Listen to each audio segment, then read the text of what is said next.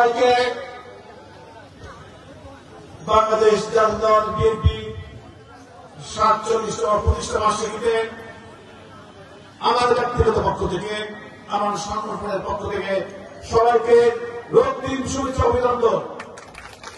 প্রিয় ভাইরা,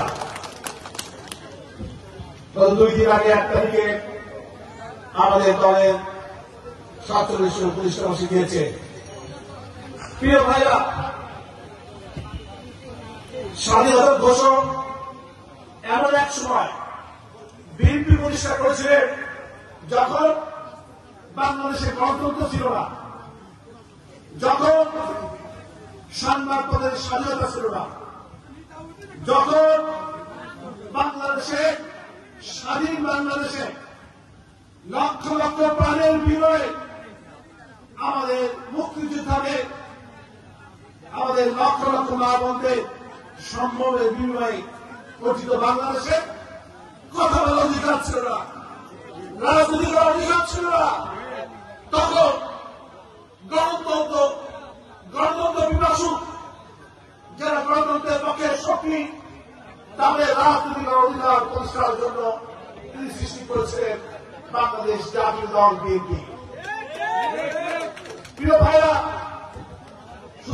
উনি শুধু বিএনপি প্রতিষ্ঠা করে, বিএনপির সাথে সাথে আওয়ামী লীগ সহ বাংলাদেশের সমস্ত রাজনৈতিক দলের রাজনৈতিক অধিকার তিনি ফিরিয়ে দিয়েছিলেন। 1975 সালে 25শে জানুয়ারি মরহুম শেখ মুজিবুর রহমান জাতীয় সংসদে ঢুকেছিলেন প্রধানমন্ত্রী হিসাবে। মাত্র 25 মিনিটের মধ্যে বাংলাদেশের সংবিধান পরিবর্তন করে সংসদ তিনি বের হয়েছিলেন রাষ্ট্রপতি হিসাবে। তিনি আইন পাস করেছিলেন, যতদিন উনি বেঁচে থাকবেন দেশের রাষ্ট্রপতি থাকবে, উনি মারা যাওয়ার পরে উনার পরিবারের সদস্যরা এর পরিচালনা করে রাষ্ট্রপতির দায়িত্ব গ্রহণ করে। 1 সাগর রক্তের বিনিময়ে রচিত বাংলাদেশের স্বাধীনতা, যে গণতন্ত্রের জন্য পৃথিবীর কোন জাতি এত রক্ত দেয়নি, সেই জাতি সবটাকে পুনরুদ্ধিত করে শেখ মুজিব গণতন্ত্রের হত্যা করেছিল, সংবাদপত্রের স্বাধীনতা হরণ করেছিল, বাংলাদেশের মানুষের সকল ন্যায় বিচার স্তব্ধ করে দিয়েছিল, মুজিবী বাংলাদেশ সৃষ্টি করেছিল। সেই ব্যবস্থার পরিবর্তনের জন্য উনি বিএনপিকে সৃষ্টি করেছিলেন, অন্যান্য সকল দলকে রাজনৈতিক অধিকার দিয়েছিলেন।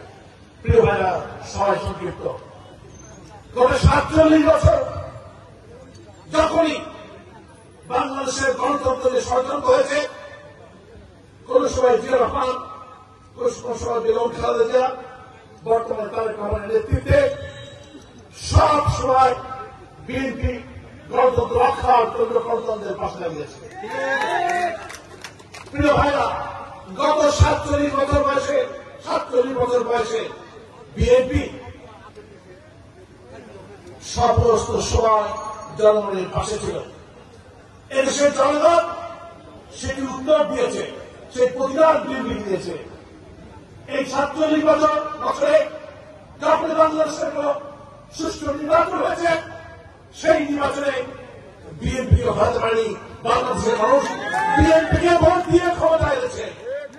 তাই তো বারবার এই দলকে হারবার জন্য, গণতন্ত্রকে হারবার জন্য বিভিন্ন ষড়যন্ত্র হয়েছে। এরশাদের নেতৃত্বে, কোন সময় শেখ হাসিনার নেতৃত্বে, এখন 71-এর পরাজিত শক্তির নেতৃত্বে আবার গণতন্ত্র হরণ করার চেষ্টা করা হচ্ছে। বিভিন্ন সময় দলের দায়িত্ব যারা ছিলেন, এর সাথে সেই ষড়যন্ত্র রাজপথে রক্ত দিয়ে বিএনপি কর্মীরা প্রতিহত করেছে। গত 15 বছরে শেখ হাসিনা যখন ষড়যন্ত্র করেছে বিএনপি ধ্বংস করার জন্য, গণতন্ত্র নির্বাচনে বানানো হয়েছে, তখন বেগম খালেদার নেতৃত্বে, পরবর্তীতে তারেক রহমানের নেতৃত্বে আমরা বাংলাদেশের বিএনপি এবং গণতন্ত্রকে বিরুদ্ধে ষড়যন্ত্র আমরা এবার 24-এর জুলাই আগস্টের আন্দোলনের প্রতিহত করেছি। আমরা ভেবেছিলাম এবার বাংলাদেশের মানুষ দ্রুত সময়ের মধ্যে গণতন্ত্র ফিরে পাবে। 15.5 বছর যেসব মানুষ ভোট দিতে পারে নাই তারা ভোট দিতে পারবে, কিন্তু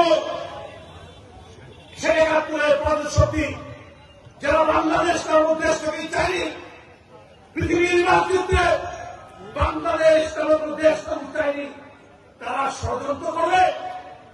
তারা তো গত 15.5 বছরে আওয়ামী লীগের আমলে কোন নির্বাচনকে ঠেকাতে পারেনি, প্রতিহত করতে পারেনি। এখন হুঙ্কার দিচ্ছে স্বৈরাচার মুক্ত ফ্যাসিস্ট বাংলাদেশে তারা নাকি নির্বাচন বানচাল করবে। প্রিয় ভাইরা, চাপ করবেন বিরোধিতা করি। আমরা ওই 71-এর পরাজিত শক্তি সেই ষড়যন্ত্র কি করতে পারবো? আগামী নির্বাচন যারা প্রতিহত করতে চায় তাদের সেই ষড়যন্ত্র মোকাবেলা যদি আপনারা প্রস্তুত আছেন। ধন্যবাদ। প্রিয় ভাইরা, আপনার কথা দিয়েছে আগামী জাতীয় সংসদ নির্বাচনে এলাকায় যারা মানুষের ভোট সিগন্যাল খাবে, যারা গণতন্ত্র মানুষের দীর্ঘদিনের আশা ভোটাধিকার বাধা দেবে, আমরা 4 আপনাদেরকে সঙ্গে এটা প্রতিহত করব ইনশাআল্লাহ। আগামীতে ফেব্রুয়ারি নির্বাচন হবে, নির্বাচনে আমাদের দলের ভারপ্রাপ্ত চেয়ারম্যান আমাকে সরাসরি নির্দেশ করে আপনাদের নির্বাচন করতে বলেছে।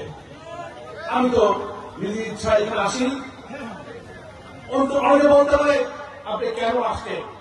আরে বেগম খালেদা জিয়া তারেক রহমানের নির্দেশে আমি তো জীবন তুচ্ছ করেছি।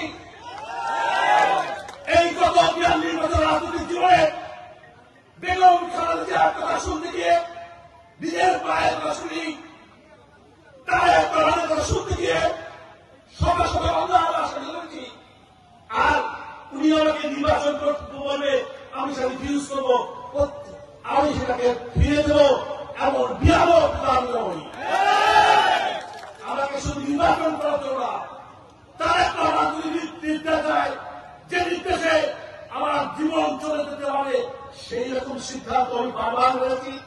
আগামীতে বেগম খালেদা জিয়া তারেক রহমান শুধু একটা নির্বাচন নয়, যে নির্দেশই পালন করবে আমি সেই নির্দেশ অক্ষর অক্ষরে পালন করেছি।